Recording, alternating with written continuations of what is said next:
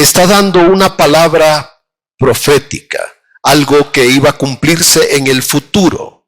Pero en medio de esto hay una expresión que es la que hoy vamos a estudiar y la que tenemos que aplicar. Dice el capítulo 11, versículo 32. Con lisonjas seducirá a los violadores del pacto. Y vamos a leerlo juntos. Mas el pueblo que conoce a su Dios se esforzará y actuará. Mas el pueblo que conoce a su Dios se esforzará y actuará.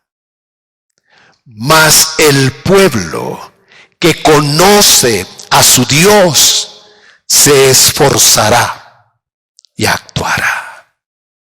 Así que el primer pensamiento después de leer esta escritura debe ser: me voy a esforzar. Me tengo que esforzar. Me debo esforzar y debo actuar.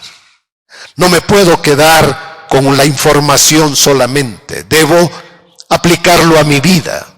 Lo que escucho debo aplicarlo a mi vida. Porque el pueblo que conoce a su Dios se esforzará y actuará. Vamos a recordar, porque es recordar nada más lo que dice la segunda carta de Pablo a Timoteo 3:16. Pablo le recuerda a Timoteo y le dice que toda la escritura es inspirada por Dios. Pablo se está refiriendo al Antiguo y al Nuevo Testamento. Y es útil, tiene capacidad de enseñarnos. No informarnos, sino enseñarnos. Por ejemplo, le podríamos explicar a un niño pequeño cómo lavar los dientes, cómo tomar el cepillo, cómo tomar la pasta, cómo hacer o circulitos o para abajo, para arriba. Le podemos dar una clase. Le podemos poner la pasta más buena que se nos ocurra y podemos comprar un buen cepillo. ¿Qué falta ahora? Que se lave los dientes. Eso es lo que falta. Puede tener toda la información, pero necesita hacerlo, practicarlo. Hay cosas de la Biblia que las debemos practicar siempre y que es bueno repetirlas. Es bueno porque todo esto Dios lo usa para enseñarnos.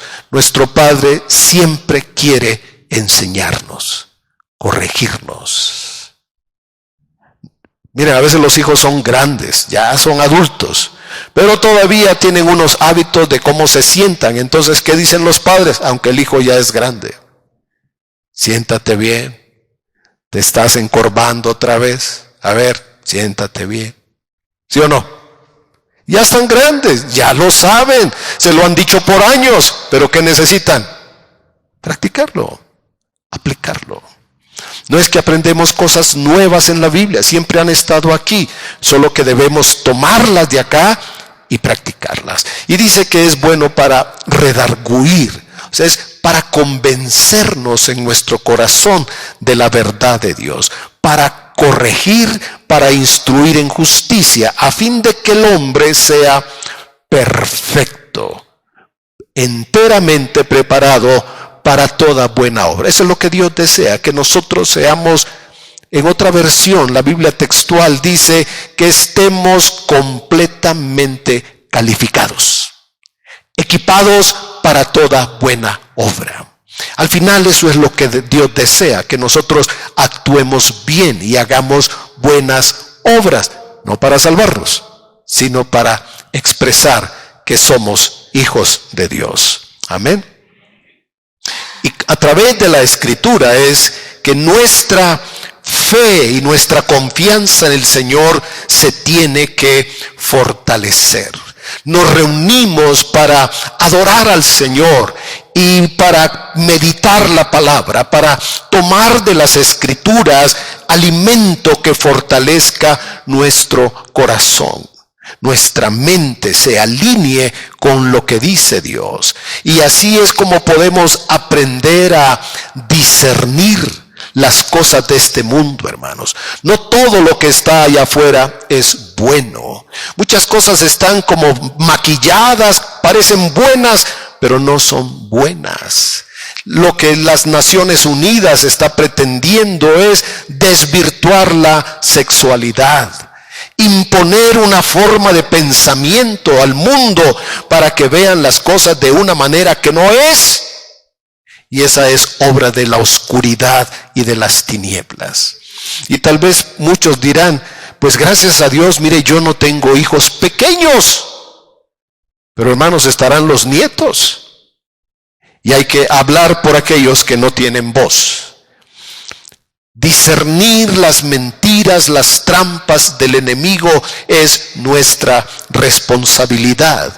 Y con la palabra y el poder del Espíritu Santo, todos sin excepción tenemos que enfrentar la oscuridad, enfrentar las tinieblas. David no era un hombre maduro, un hombre muy grande, era un jovencito, pero tuvo en su corazón el celo de Dios para enfrentar a un gigante. Los más valientes, los guerreros de experiencia, no tenían ese celo, no tenían esa fuerza. David dice, ¿por qué nadie ha ido a pelear con ese hombre? Porque él tenía en su corazón el celo de Dios. Y lo que nosotros necesitamos, ¿verdad? Como dice la Escritura, el pueblo que conoce a su Dios, ¿qué hará? Se tiene que esforzar. ¿Y qué más? Y tiene que actuar. Tiene que hacer algo, se tiene que esforzar. Esforzarnos es hacer más fuerza. Si algo no lo movemos, si lo estamos empujando y no lo alcanzamos a mover, ¿qué se requiere? Hacer más fuerza. Si no has leído bien la Biblia, esfuérzate, tienes que leerla. Si no has orado, tienes que esforzarte. Si no has hecho algo, debes esforzarte. Recuerden lo que le dijo Dios a Josué. Yo estoy contigo. Yo estaré contigo. Solamente esfuérzate y sé muy valiente para hacer lo que está escrito. Gracias. En este libro, esfuérzate. Así que esta mañana quiero decirles a ustedes, cada uno de nosotros, no sé en qué momento de tu vida, en tu casa, en tu trabajo, en tu dormitorio, debes esforzarte.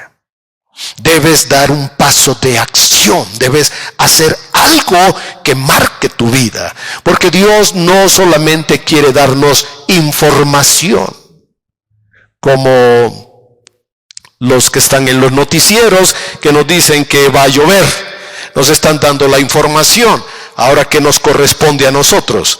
Salir prevenidos, tomar acción, prevenirnos. Nosotros debemos hacer algo.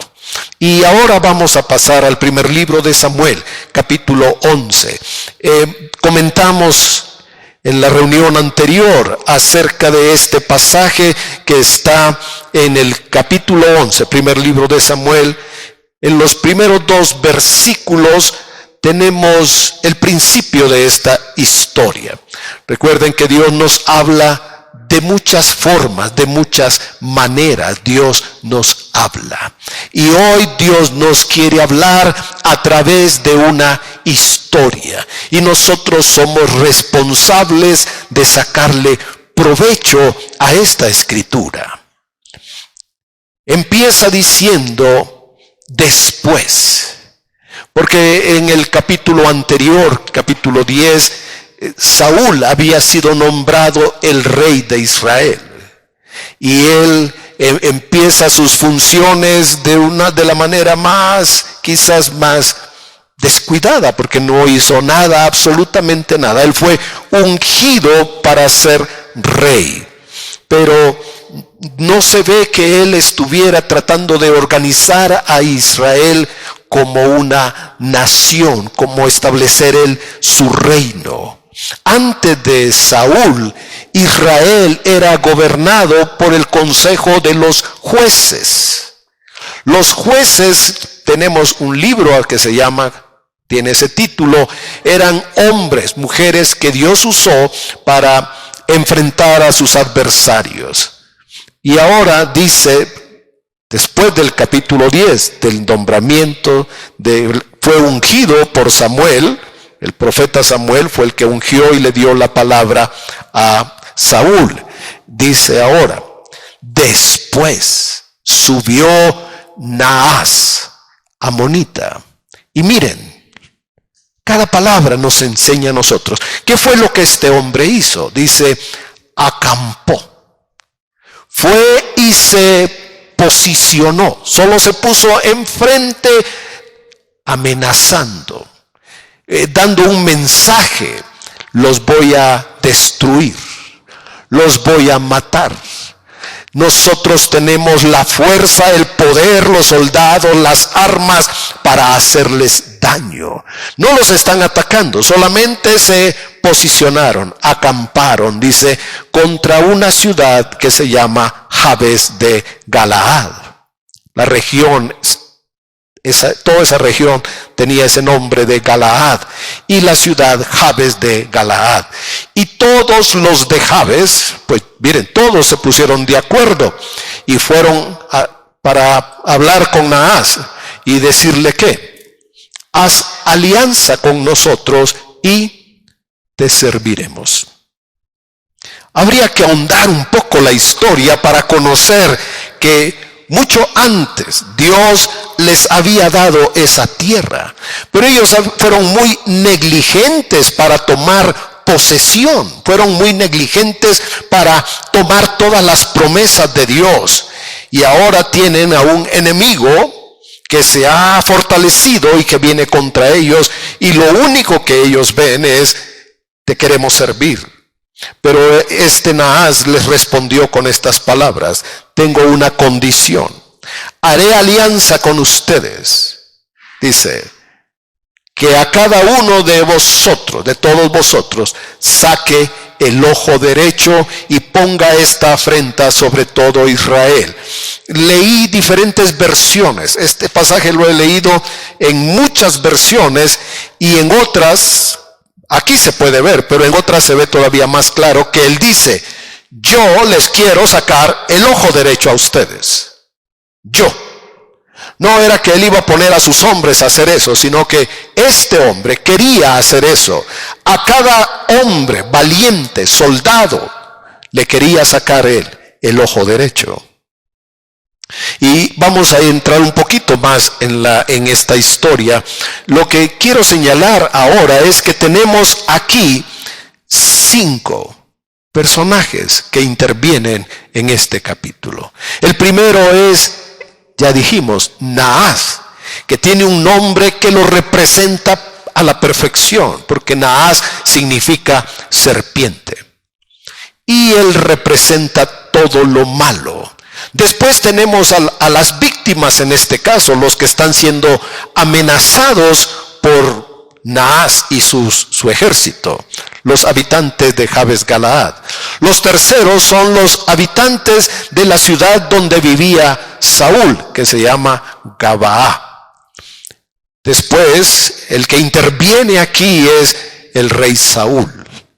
Y quiero señalar la obra después, número 5, la obra del Espíritu Santo. Así que tenemos en este pasaje 5 intervenciones especiales que las debemos estudiar para sacarle provecho a este pasaje. Volvemos al primero, con el que empieza el capítulo, diciendo, Naas, un hombre guerrero, un hombre amonita, un vecino, solo que ahora viene armado, viene a reclamar un derecho, viene a reclamar tierra, pero no viene pues solo.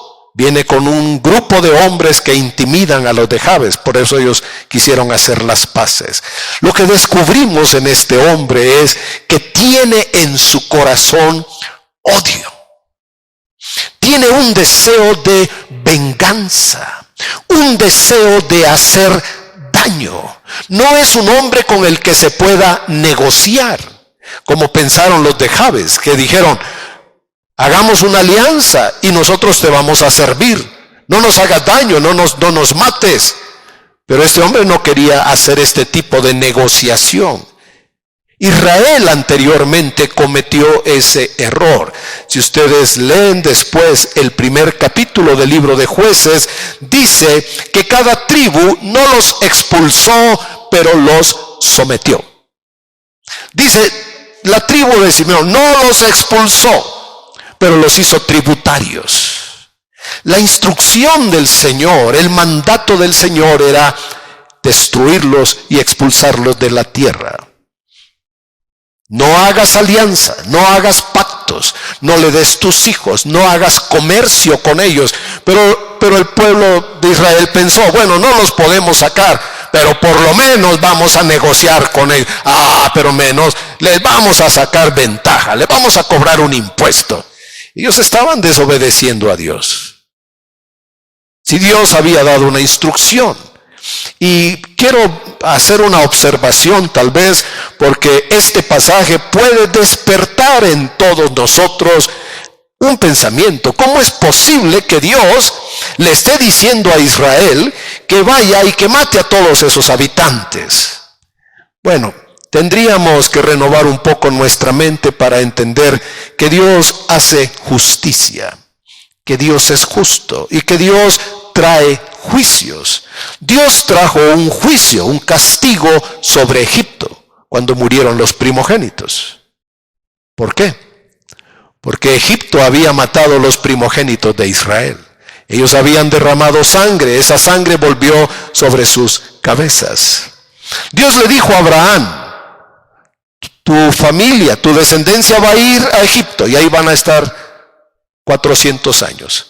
Pero después vendrán a esta tierra. Y dice, porque todavía no se completa la maldad de estas personas. O sea, Dios iba a traer un castigo sobre ellos. Se lo dijo a Abraham. Voy a traer un castigo, porque los cultos que ellos tenían eran de los más perversos, de los más malignos. Ellos sacrificaban personas, derramaban sangre.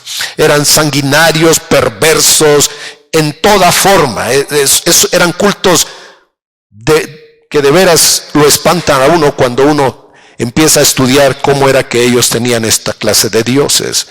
Y aquí está este hombre que tiene en su corazón un deseo de venganza, de odiar. ¿Y saben qué? Es la clase de persona que quiere probar, quiere demostrar que puede humillar, que puede dejar una marca de por vida.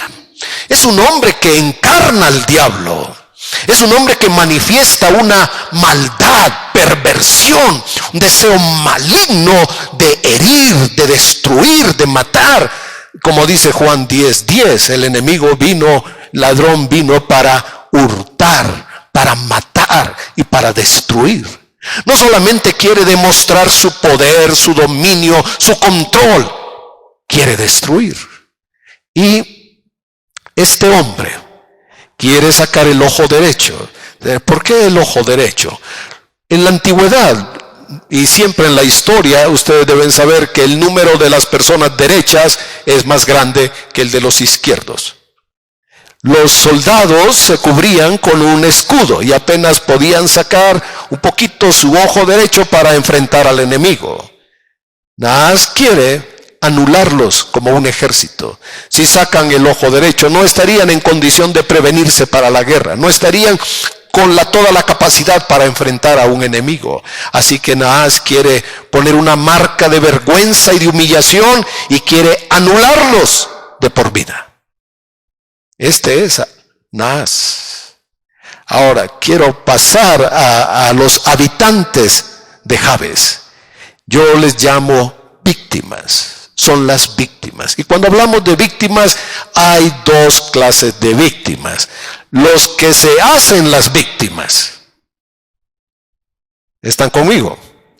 Las personas que escogen, en lugar de luchar, trabajar, esforzarse, una condición de víctimas. Y siempre están diciendo, a mí me hicieron. Yo he sufrido mucho. Lo único que tienen es esta mentalidad de víctimas. Es como los venados en la selva que dijeran, es que nosotros somos la comida de los leones, entonces ¿para qué corremos? Siempre nos van a cazar. Mejor nos quedamos aquí, mejor que nos maten los leones. ¿Qué hacen los venados? Corren, saltan. El mejor ejemplo de atención, hermanos, son los animalitos. Que los venados, igual que los perritos, paran las orejas, voltean a todos lados. Últimamente he puesto migajas de pan en un lugar de la casa y llegan los pajaritos. Y me sorprende cómo se comportan estos animalitos.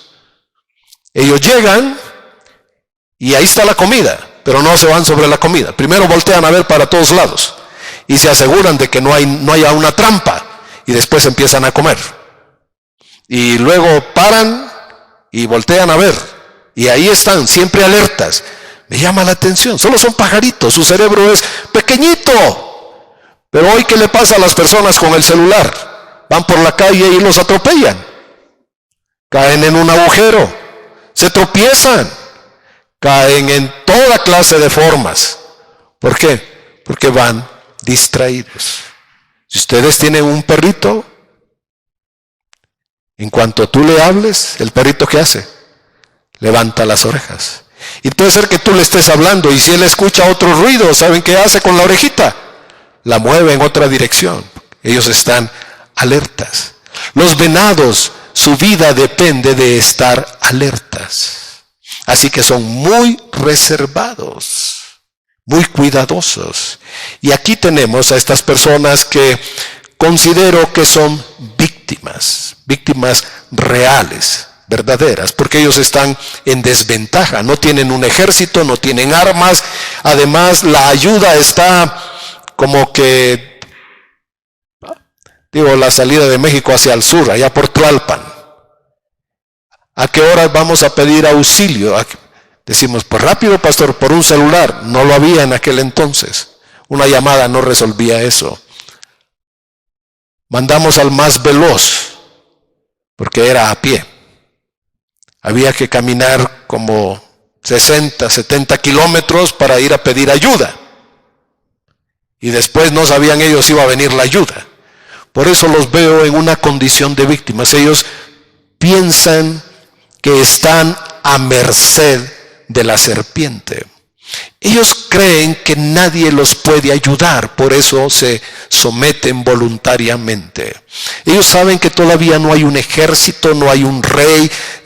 Fue nombrado, les llegó la noticia, pero no hay nada en Israel que los pueda ayudar. Así que ellos no tienen esperanza, están solos y piensan que nadie los puede ayudar. Y eso era lo que la serpiente les quería hacer creer. Nadie te va a ayudar. Estás solo. Nadie te va a defender. Y él está tan seguro de eso que cuando los de Jabes le dicen, danos 7 días para ir a pedir ayuda.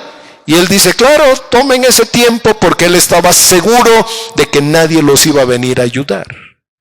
Entonces aquí tenemos personas que están desamparadas, que no tienen ninguna seguridad, ninguna defensa, ninguna ayuda.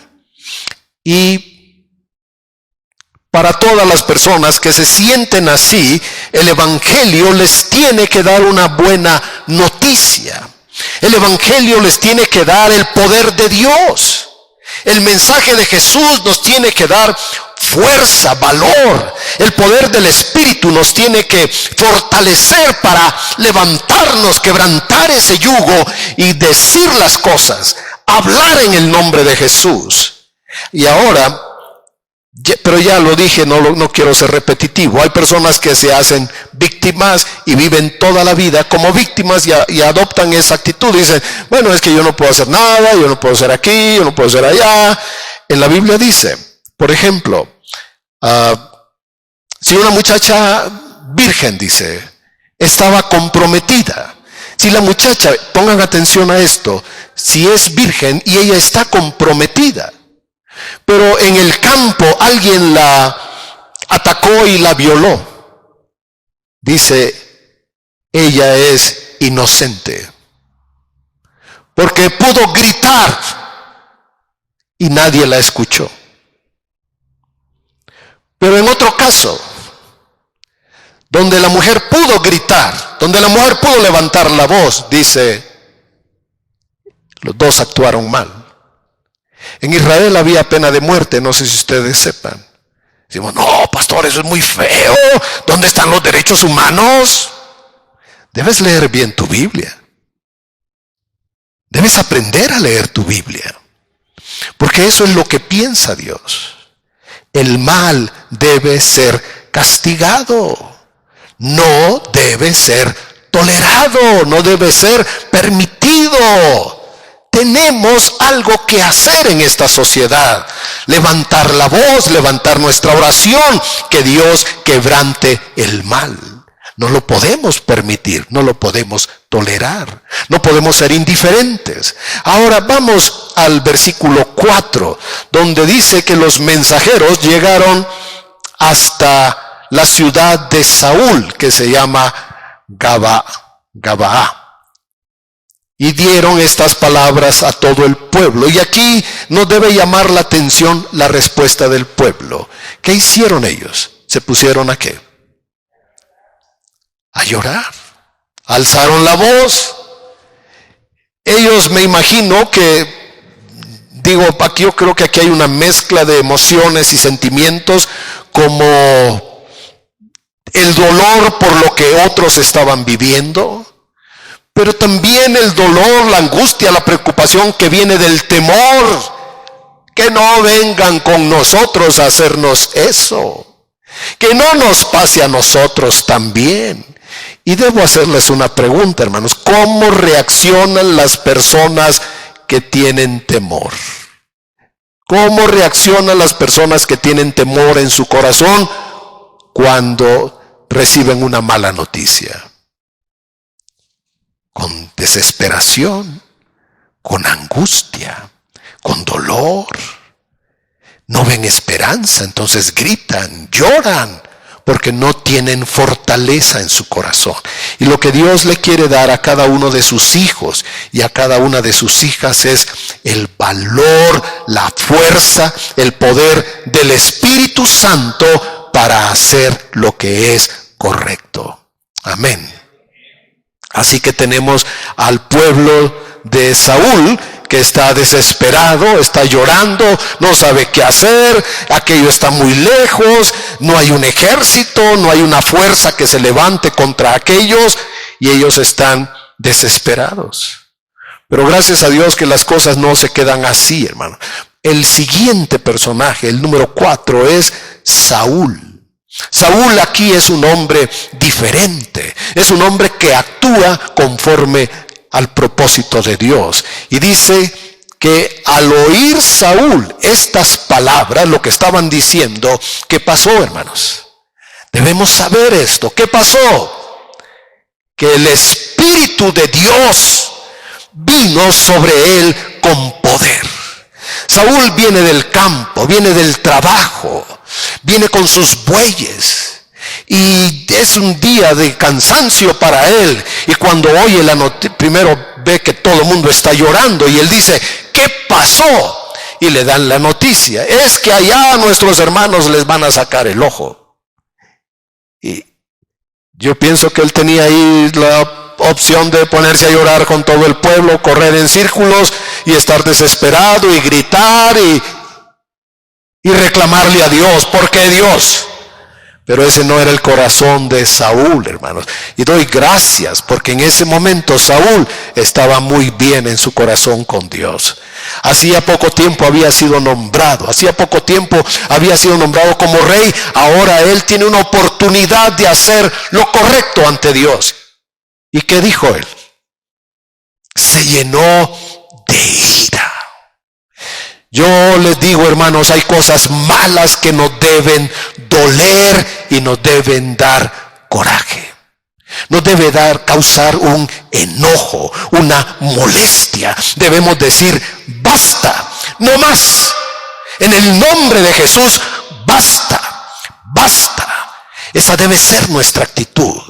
Por eso vino el Espíritu sobre Saúl y dice, se llenó de ira, se encendió en ira en gran manera. En el hebreo, esta expresión habla de una persona que está resoplando con su nariz, como un toro que está bufando, que tiene coraje para cambiar las cosas. No es una víctima. Saúl no es una víctima. Es un hombre de Dios. Es un hombre que quiere hacer lo correcto con la ayuda de Dios. Y hay algo que debemos recordar. No había ejército. Saúl no sabía cuántos lo podrían apoyar, cuántos vendrían con él. Él no sabe nada de eso. Él solo dice, llamen a todos, vengan todos y vamos a luchar. Y el que no venga, cortó unos bueyes, 2 bueyes en pedazos y los envió. Así le vamos a hacer al que no venga aquí a luchar. Y el Espíritu Santo tocó el corazón de 330,000 hombres. Se le juntaron, no ahí en su ciudad, fue al norte, caminó como unos 50 kilómetros tal vez, y caminó y ahí se le juntaron, Besek se llama esa ciudad, se le juntaron 300 de Israel y 30,000 de la tribu de Judá. Él estaba listo para pelear. Él no dijo, ¿y cuántos son aquellos? ¿Y podremos o no podremos? ¿Ustedes cómo ven? ¿Quién opina? A ver, ¿quién opina qué hacemos? ¿Quién opina? ¿Nos vamos hacia el sur? ¿Huimos de esos amonitas? ¿Abandonamos a nuestros hermanos? Él no estaba en esa posición, hermano. Estaba para actuar. Porque el pueblo que conoce a su Dios, ¿qué? Se esfuerza y actúa. Se encendió en ira.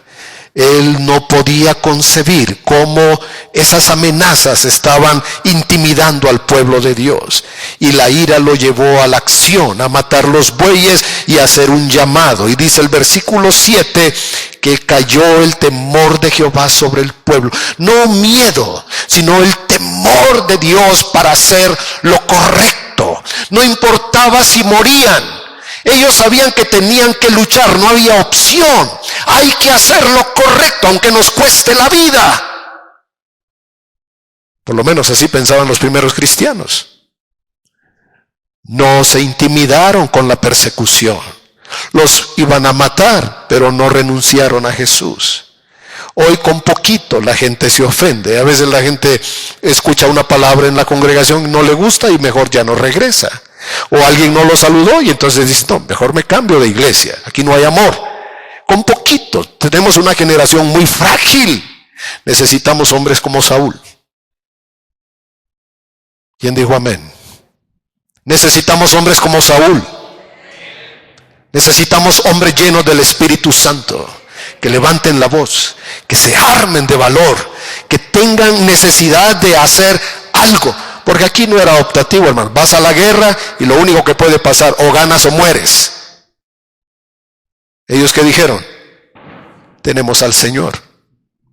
Esta es la tierra que Dios nos dio. Vamos a vencer. Vamos a superarlos. No nos vamos a intimidar por lo que esta serpiente está diciendo. Y cayó el temor sobre el pueblo y salieron como un solo hombre, en unidad, con un solo corazón. Había que luchar, no había opción. Saúl tiene celo de Dios, por el nombre de Dios y la seguridad del plan de Dios, el propósito de Dios. Hermanos, esa seguridad, ¿quién creen que se la dio? El Espíritu Santo. El valor, la fe, el coraje para ir a luchar y vencer a la serpiente. Ahora, quiero mencionar a la quinta persona que aparece aquí, que es el Espíritu Santo. Está la serpiente amenazando. Están los de Jabes Galaad. Están los de la ciudad Gabaa. Está Saúl. Pero el que está ahí presente es el Espíritu Santo. Él siempre está presente, hermanos. El Espíritu Santo, el Espíritu de Dios, que es lo que nosotros necesitamos. Si vamos al capítulo 10 por un momento, a Saúl se le habían perdido unas burras. Y el papá lo envió y le dice, ve a buscar a ver dónde están esas burras. Y él anduvo recorriendo el territorio buscando a esos animales y no los encontró. Y en un momento el criado le dice, estamos cerca del profeta. Vamos a consultarlo, vamos a preguntarle. Hermano, Dios es bueno.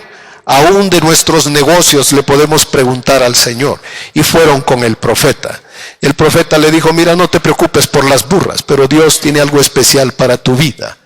Y el profeta lo ungió con aceite y le dijo que iba a ser el rey de Israel. Y le dio una palabra, le dice, vas a ir por tal camino, te va a pasar esto, vas a ir por tal lado, va a pasar esto. Y en un punto vas a encontrar una compañía de gente que está alabando a Dios y tienen instrumentos. Hay una compañía ahí de profetas y ahí el Espíritu Santo va a venir sobre ti. Dice el verso 6, entonces el Espíritu de Jehová vendrá sobre ti con poder y profetizarás y serás ¿qué? Serás mudado, serás cambiado. Dios hará algo en tu corazón que te va a cambiar. Esa palabra que había recibido lo fortaleció, lo alentó y lo animó para defender al pueblo de Dios, para enfrentar a sus enemigos. Le tocó el corazón a 330,000 hombres. El Espíritu Santo le dio la estrategia, el entendimiento. Cuando Saúl juntó a todos esos hombres, los puso en 3 compañías. Le inspiró a la hora del ataque, en la madrugada, y le dio la victoria. El Espíritu Santo estuvo presente en esa batalla para darles la victoria. Quiero decirte, no estás solo y no estás sola. No estás solo y no estás sola, porque el Espíritu Santo está con nosotros.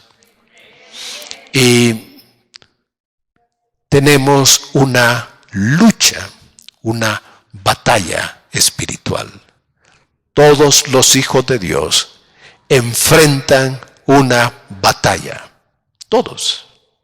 No pensemos que hay unos que sí y otros que no. Los verdaderos hijos de Dios siempre tienen un ataque constante de la serpiente.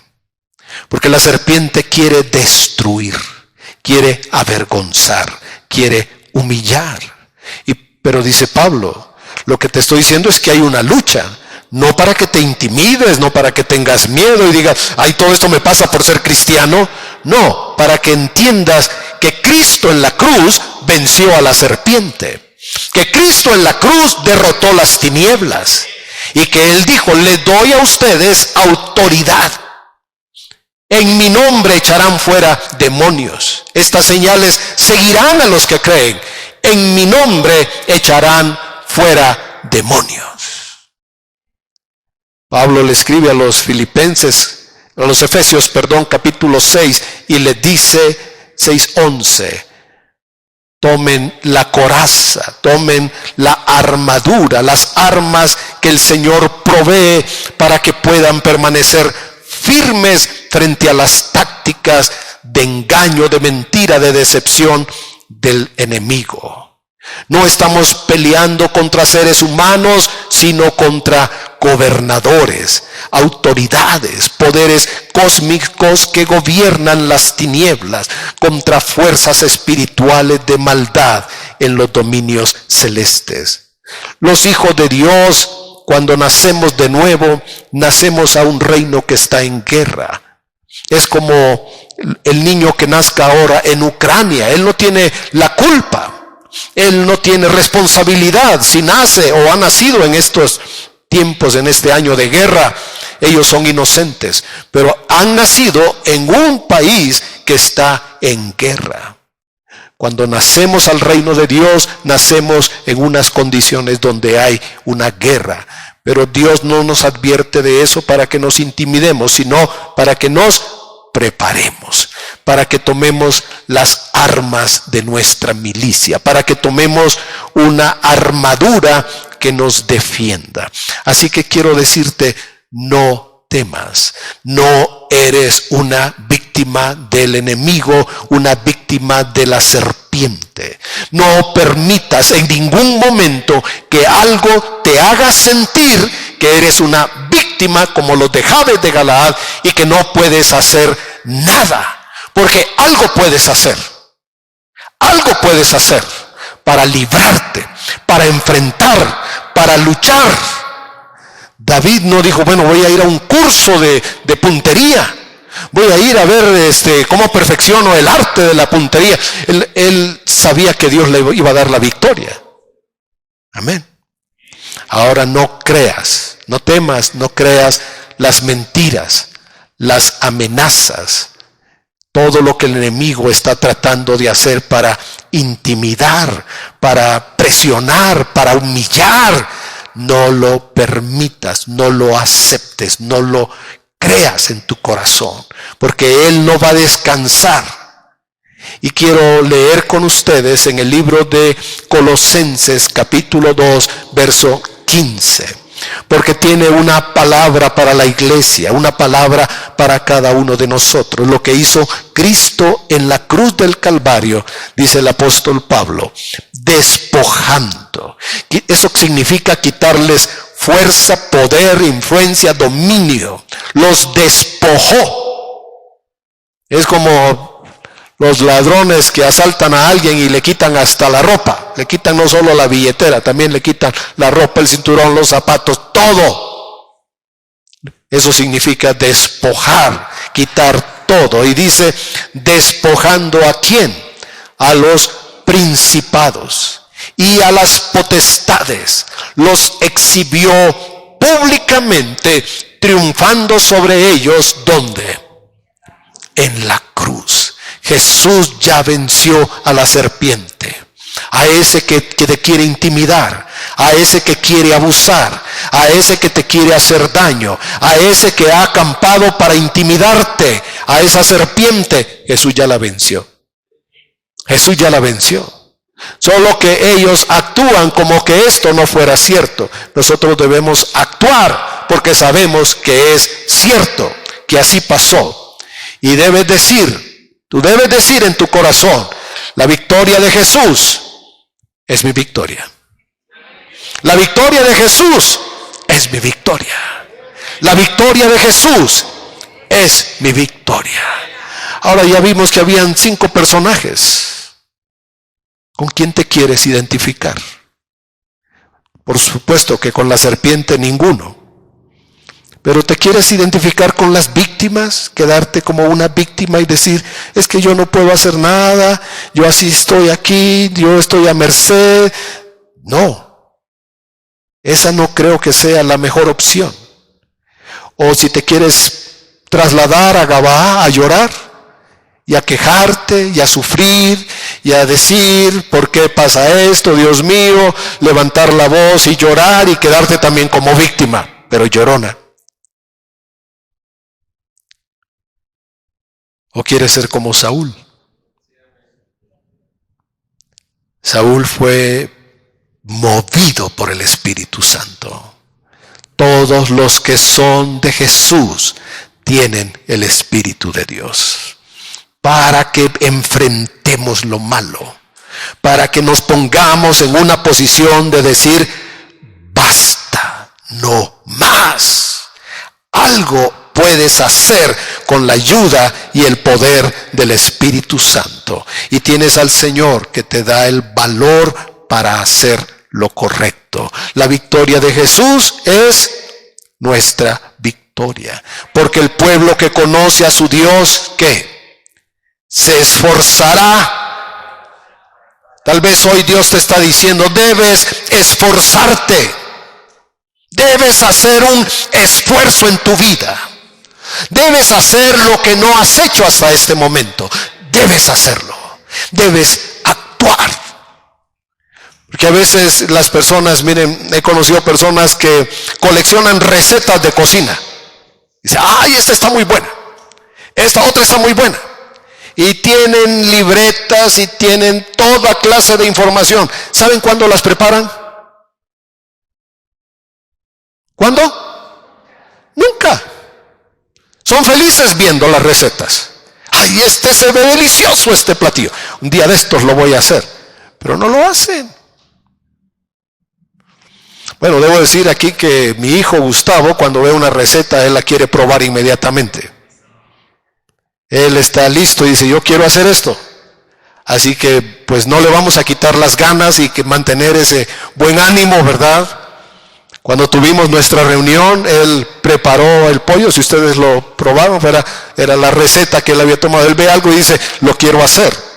Hay que hacerlo, hay que actuar. O podemos coleccionar recetas de cocina. Podemos coleccionar libros cristianos, pero nunca los leemos. Coleccionamos estudios de la oración, pero nunca oramos. El pueblo que conoce a su Dios se esforzará. Tal vez esta reunión en la presencia del Señor es para decirte que te esfuerces y que actúes, que no permitas que la serpiente te siga amenazando, que te levantes en el nombre de Jesús y que ya digas, yo no soy una víctima, soy una hija de Dios, me voy a levantar en el nombre de Jesús. Y ya para terminar, ¿saben qué significa Jabes de Galaad? Jabes de Galaad, esta ciudad que estaba siendo atacada por el enemigo, por la serpiente, significa el monte del testimonio. El monte del testimonio. Y si entendemos bien, si podemos llegar a un entendimiento, nos damos cuenta que lo que el enemigo quería destruir era el testimonio de Dios. Lo que el enemigo busca al atacarnos es destruir el testimonio de Dios en tu vida. Avergonzar lo que Dios quiere hacer en ti. Cuando decimos es que Dios me ha dicho en su palabra, Dios tiene estas promesas para mí, Dios dice esto, el enemigo va a poner resistencia, pero debes mantenerte en la palabra, declarando la palabra, orando en la palabra, hasta que el milagro ocurra. Si vemos a Abraham, él recibió una promesa de tener un hijo cuando tenía aproximadamente unos 75 años. Pero después, ¿qué dice la Escritura? Que nació el hijo cuando él ya estaba en los casi 100 años. ¿Qué pasó en ese ínter entre el año 75 y casi el año 99? ¿Qué pasó? No lo sabemos. Dirá la gente, pues no sabemos, pastor. Bueno, hermanos, es que sí deberíamos saber qué pasó. ¿Qué fue lo que sostuvo por 25 años a este hombre? Pues el libro de Romanos dice que Abraham se fortaleció en fe, dando gloria a Dios. Dándole gloria a Dios. Se fortaleció en su fe, declarando la promesa, declarando lo que Dios había dicho. Tú lo has dicho, tú lo vas a cumplir, me aferro a tu palabra. Y por ahí en un momento pues dio un mal paso, pensó que le podían ayudar a Dios y nació Ismael. Pero no era esa la promesa que Dios le quería cumplir a Abraham. Era una promesa de gracia, de poder. Era algo que solo se podría atribuir a la mano de Dios, a la intervención de Dios. Y eso es lo que todos nosotros debemos confiar, esperar que la mano poderosa de Dios obre en nuestra vida, nos defienda. La mano del Señor derribe a los adversarios. La mano del Señor haga maravillas en medio de nosotros. Porque este lugar debe ser como Jabes Galaad, un lugar de testimonio. donde todos damos testimonio que hay un Dios grande, bueno, poderoso, que está con nosotros, que escucha nuestra oración, que está obrando en nuestra vida y que ya derrotó a la serpiente, que ya la derrotó en la cruz del Calvario. Leímos Colosenses, despojó a los principados y a las potestades, les quitó poder, fuerza, dominio, autoridad, les despojó y los exhibió públicamente en la cruz del Calvario. Así que cuando tengas una lucha, piensas, ¿soy el único que estoy pasando por esto? No. ¿Mis hermanos estarán pasando por una prueba? Sí. ¿Por una lucha? ¿El enemigo estará tratando de sembrar dudas en todos nosotros? Sí. ¿Pero qué nos sostiene? Pónganse la armadura. Pónganse la armadura. No están solos. Por eso oramos unos por otros. Por eso nos conectamos para orar unos por otros. Por eso ponemos ante el Señor nuestras necesidades y debemos orar unos por otros. Lo que el enemigo quisiera hacerle sentir a las personas es que están solos, abandonados, que nadie los va a defender, que nadie va a hacer nada por ellos. Pero, hermanos, Saúl no va a venir, Cristo ya vino. Cristo ya venció. Él tiene su ejército de ángeles. El ángel del Señor acampa a tu alrededor y te va a defender. Él ya tiene la victoria. Es Jesús el que viene para darnos salvación y vida eterna.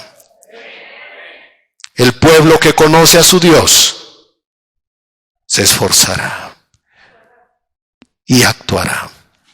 Toma un momentito para meditar esta palabra y recíbela del Señor. El pueblo que conoce a su Dios se esforzará. Significa que me debo esforzar. Significa que en mi vida ha llegado el momento que debo hacer un gran esfuerzo.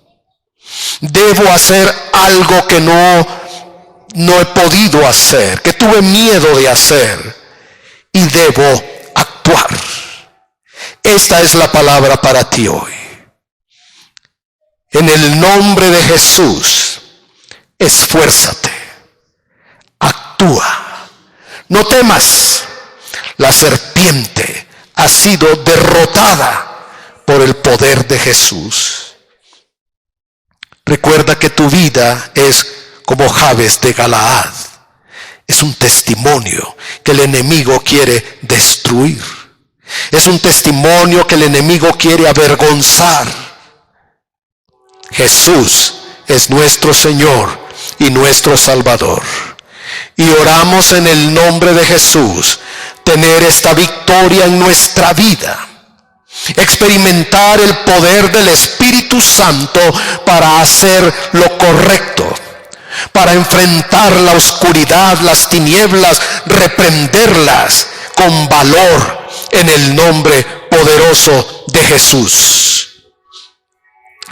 En el nombre que es sobre todo nombre, el nombre de nuestro Señor y Salvador, el Hijo de Dios, el Rey de Reyes, el Señor de Señores, el que murió en la cruz, se levantó de la muerte, está sentado a la diestra del Padre, ha vencido la oscuridad, ha vencido la serpiente.